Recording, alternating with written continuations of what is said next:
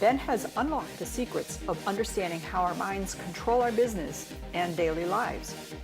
Inside each episode, Ben shares his proven, actionable items, tips, and secrets to managing the supercomputer between your ears so you can build and develop your business and start living the life you desire and deserve. This is Practical Psychology for Business with Benjamin Halpern. Hi, and welcome to today's podcast.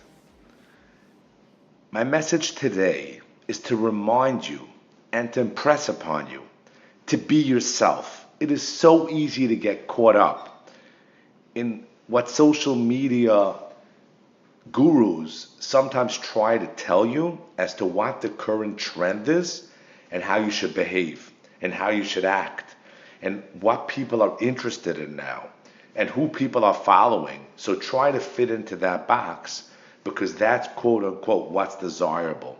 It is not accurate because what's going to wind up happening is your unique sales proposition, your unique selling point, your essence.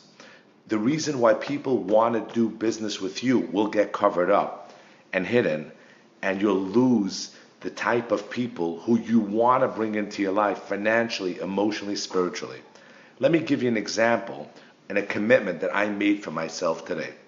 Those of you who are familiar with my LinkedIn posts that I do daily, I have been advised by a consultant to step it up and do something different to be able to get engagement. So basically what I do is after my morning workout, in my sweated up t-shirt, I do my post. And it has gotten a lot of engagement. And many people have approached me in the street and at conferences where I presented to say, oh, where's your wet t-shirt?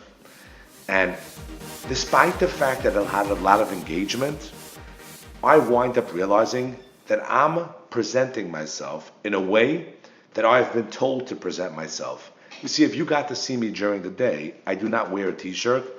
Definitely don't wear a sweaty t-shirt. It's not the type of guy I am. Actually, as a consultant to Fortune 500 companies and somebody that works with executives and high-end salespeople to help them work, with the work-life balance, to help them with peak performance, to help them with stress management, I actually come in with a suit and tie. And that's really what I do. A trained, psychotherapist by my schooling, my background in business, and combining business and psychology is what I do. And the way I present myself during the day is as a business professional that dresses that way. And really what happened was I dressed myself up in a different way to be able to engage what people want. And the reality of life is it's not congruent with who I am. I didn't feel good. I didn't enjoy watching those clips because I didn't feel a certain sense of congruence of the way I presented myself and who I really am. So I committed today, from now on, to starting to do my posts as me, the way I dress, the way I am. And it feels much better. It feels much more congruent to be me. Because ultimately, if I need to change who I am to get people to engage with me, ultimately, when they engage with me, they're going to realize that I'm not that guy. I'm somebody else. And ultimately, it's not that I want them to engage with me to buy my product and service, because that's not sustainable. The only sustainable thing is they engage with you because of you. Now, there's a big world out there. What I think, as a mental health professional, I've heard loads of speeches and read almost everything, or at least that came into my world to learn about psychology. But I once heard somebody once saying that there's basically, you can divide the world up into three. A third of the world likes you, a third of the world hates you, and a third of the world doesn't give a damn. And that's the same for everybody. If you're rich, a third of the world likes you, a third of the world hates you, a third of the world doesn't give a damn.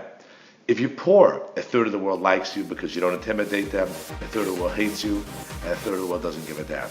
It doesn't change. So it's the same for everybody. Because if people are wealthy, some people can't stand them. If people are poor, some people can't stand them. On the other hand, people that are poor, some people feel more comfortable and safe around them, and people are intimidated by rich guys.